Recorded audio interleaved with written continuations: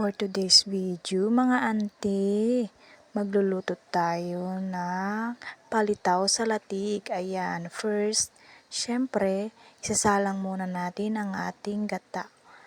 Tapos, lagyan natin ng sugar. Kaso hindi ko na pinakita guys, kasi nagmamadali ako that time. Kaya ayan, syempre kumukulo na guys. Tapos, lagay na natin ang yung natira nating, ayan, palitaw nung Pastor's Day. Nilagay sa ref, kaya ayan, hindi na mawari kung anong shape. Kaya, i-recook natin guys. At tapos, lagyan natin ng gata.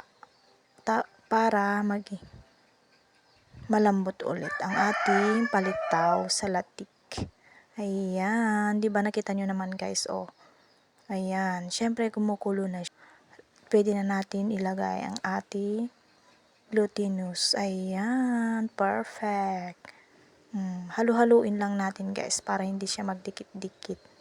Kasi, sagwa na ng shape nung palitaw natin guys. Kaya, for the halo tayo para hindi siya dumikit dun sa yolk. Ayan, sarap no mga mare.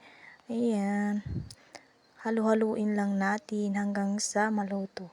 And then, tikman natin kung anong lasa. Ayan guys. Siyempre malapit na itong maluto kasi kita nyo naman kanina kumukulo na ang ating palitaw sa latik. Yun lang po. Thank you for watching guys. Bye bye.